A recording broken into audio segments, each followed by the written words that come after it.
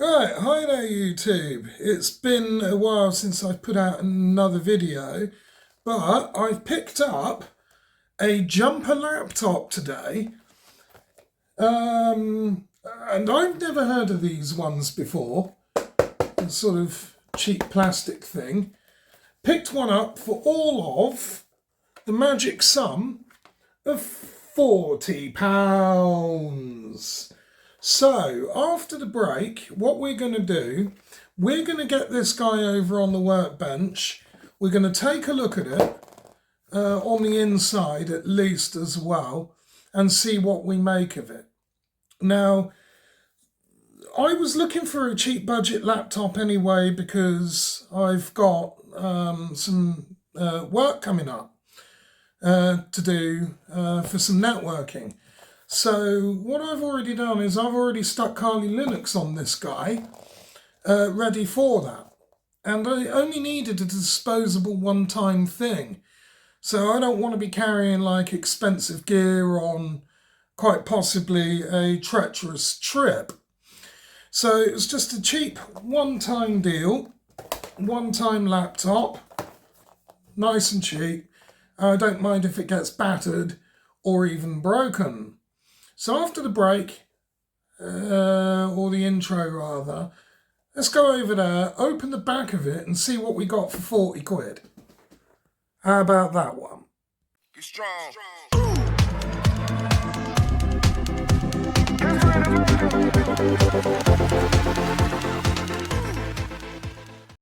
Okay, so we're on the sort of bench area now. And yeah, to look at it, you would think that, well, it looks like a Mac. If I covered the jumper sticker over, you would indeed, at first glance, think this is a Mac. Alright, but the dead giveaway on it, that's all cheap plastic. And of course, you open it up, it's all fairly cheap plastic. But what I do like though is that the keys on this are fairly tactile. Now, as I said, I've already installed Kali Linux on it because I need it for a networking job. But what I want to know is, can this guy be upgraded as well?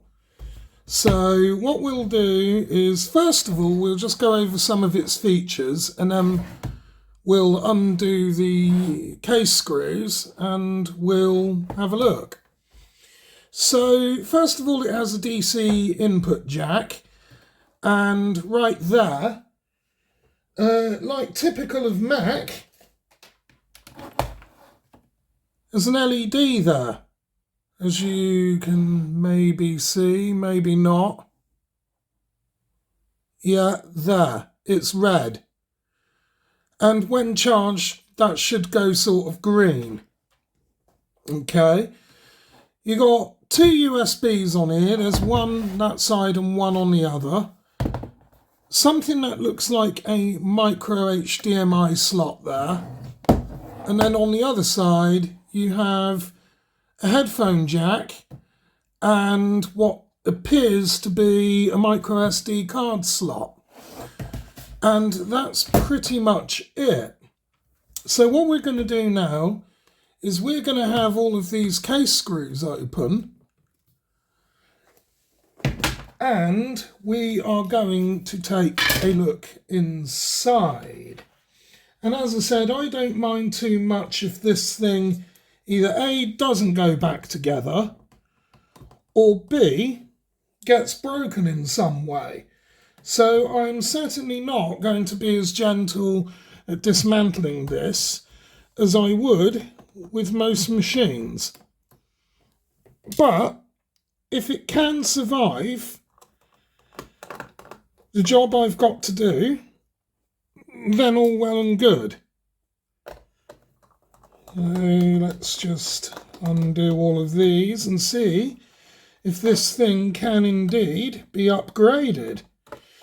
Because natively it's got 4 gig of RAM and an Intel Celeron processor. Now the processor can't be upgraded, but the RAM might be able to. Oh, and already that's a big help.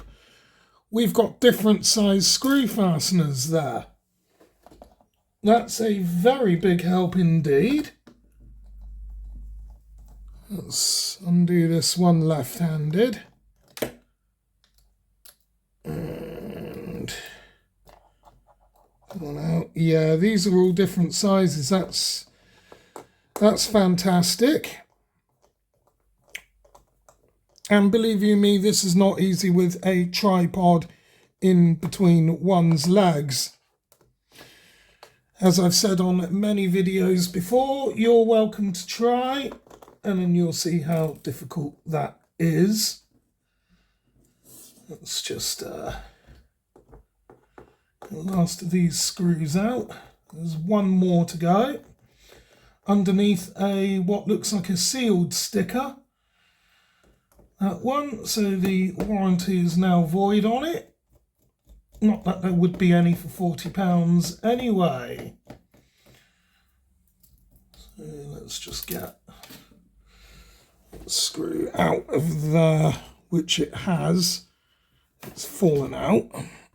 Yeah, they're all different sizes. Now we can try and peel this off, this back shell, somehow. Sure, it comes off. Missing a screw light, but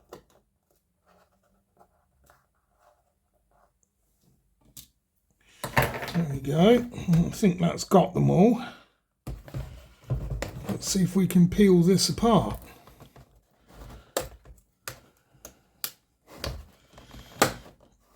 Yeah, I think we're getting somewhere.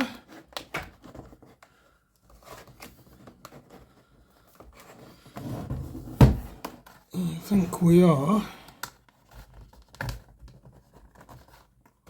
Or not, maybe. I wonder if there's extra screws that's holding this together underneath the keyboard, perhaps. No, nothing under there. And something is magnetizing the rest of those screws there. So I'm just going to pause this right quick while I find them. Okay, we're back. Little bit of brute force over on the far corner there. And I think we've got this off. I think so.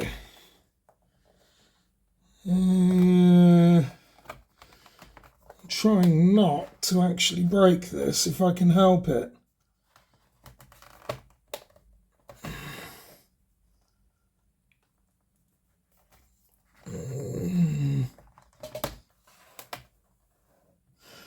No, it appears I've forgotten to remove one screw. Silly me. So we'll go ahead and remove that. Well, at least it's robust enough. That's got a little one. There we go. And that's all there is inside it. That's incredible. So the answer is, can this be upgraded? The answer is, well, no. Because everything is essentially under that. So there's our rechargeable polymer battery. Our logic board looks like it's under this guy. And the RAM is inbuilt, along with pretty much a Wi-Fi antenna. And it looks like it's all solid state. And that's it. So, no, this can't be upgraded. And, well, for 40 quid, what do we expect? So let's just put it back together then. I'm probably not even going to bother putting the screws back in, because it just clips together and holds together just fine. There's another screw's fallen out. So I'll just dump those off to one side. Because, yeah, well, it clips together, doesn't it? It's not going to go falling out at any point. I'm not going to screw it back together. But let's see how quickly it starts up. I mean, it's only 40 quid. Let's give it a go.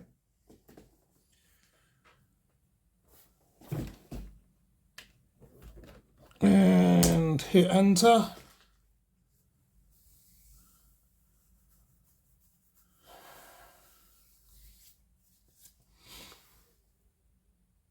And I wonder if it will properly load up.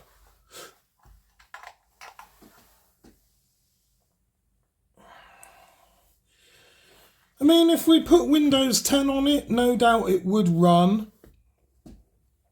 But it's one of them. How reliably would it run? So we'll just type in hacker. And then root backwards. And yeah, it loads up Kali Linux just fine.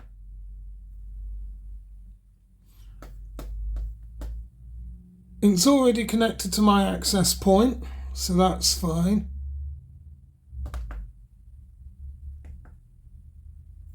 And let's do an apt-get update. And that's sudo apt-get update, by the way. Sudo apt-get update. Password for that. Zoom in a bit so you can see what I'm doing. But for a cheap 40 quid machine, yeah, it'll do what I want, I suppose. Sudo space apt get upgrade. Yeah, that's fine, because I did this already earlier on. So then it's just sudo apt get dist upgrade. Oh, and it's dist dash upgrade, by the way.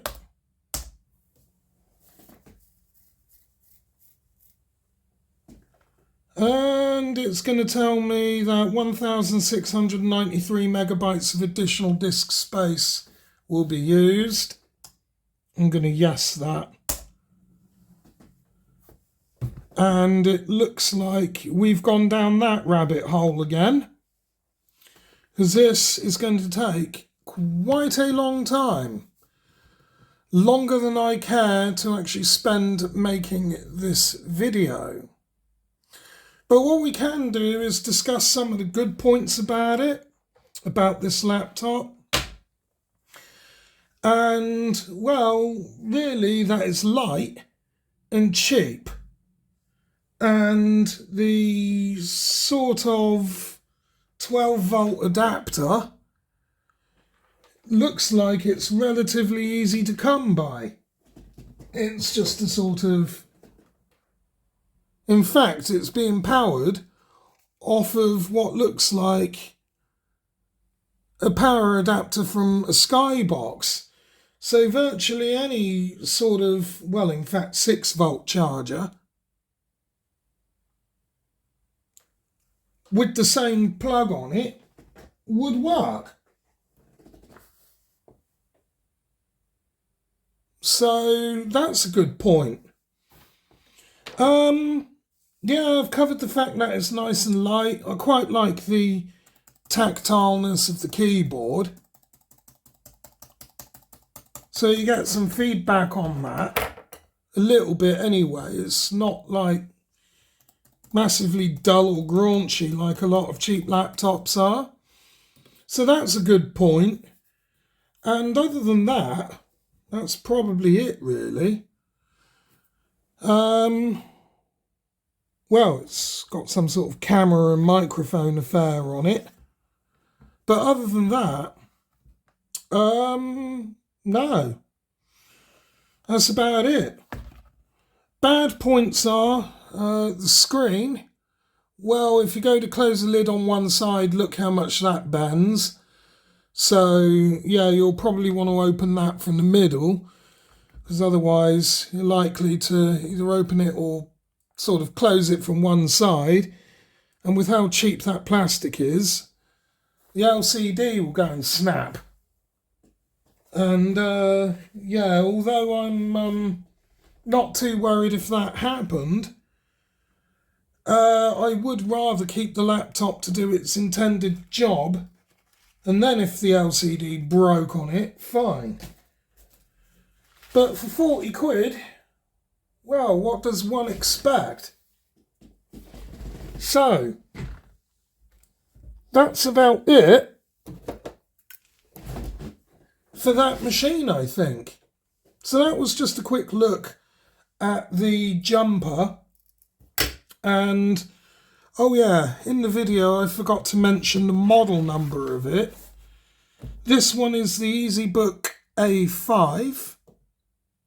And the name is Portable Computer, and its manufacturer is Shenzhen Jumper Technology Co.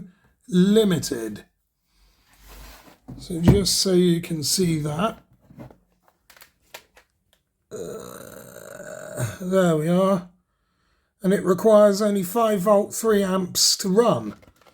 So what's even cool about this, and that might be another good talking point, if I've got one of these battery banks, you know the ones that sort of for your smartphone, you could in theory power this, or at least charge it from a battery bank from a phone.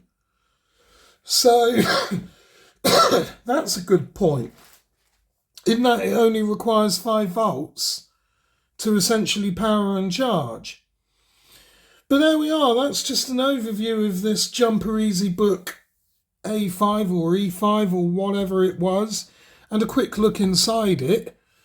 And this one now, as we said, has got Kali Linux on now. So, yeah. Just on the final note, I've had a look at their website, and apparently these guys were founded in 1997. So there it says that. Their website's quite interesting. And you can find these laptops on things like Alibaba, AliExpress and Amazon. And there's their website, which is going to be en.jumper.com.cn. So let's just clear all of that off and go to that website. And there it is. So products, laptops. Well, this one's obsolete now anyway, so it's not even featured there because they've got the S5 Pro. And this guy, what did we say it was? It's the A5. So, is it there? Ezbook A5, there it is. 14-inch laptop. That's the guy. And if we zoom out, there's some of the specifications for you as well. So there you are. DDR3 4GB RAM, 64GB eMMC. Yeah, I think that's meant to say Cherry Trail, I think. I'm not sure Cherry Trail is a thing. But yeah, that's it. 9,200 milliamp hour large capacity battery, which we've already seen. And this guy Only weighs 1.25 kilograms. With 8th Gen HD graphics. Make of that what you will. 14-inch slim bezel. Yeah, that looks pretty slim, doesn't it? Yeah, so that's the guy there. And that's pretty much the overview. So what we can do is proceed to close out. And hopefully you enjoyed that quick overview of it. So let's go to close out and we'll see you there. Right, well, there you have it. Over there was that sort of jumper laptop that we've just brute forced our way into. It wasn't the most delicate of entries on that one. But anyway, for 40 quid, what do you expect? It was just a quick overview to see what we got. And, well, we got what we paid for, 40 quid. But the question remains as whether it will actually live up to the expectations and the job that I have for it. So that remains to be seen. That job I've got coming up probably within the next week or two, so I have to travel for that one. But yeah, that's basically the end of that. So I thank you, dear YouTube viewer, as always, for your likes, your comments, your shares, your subscrizzling, and of course, ringy-dinging with the bell. It's all helping the algorithms, and it helps me out a heck ton as well. And it helps you guys as well, believe it or not, in case you want to see more of this stuff. Anywho, I've been yours truly, and I'll see you in the next one. And I'm wishing you all of the very best for now and the future. I'll see you soon. Bye.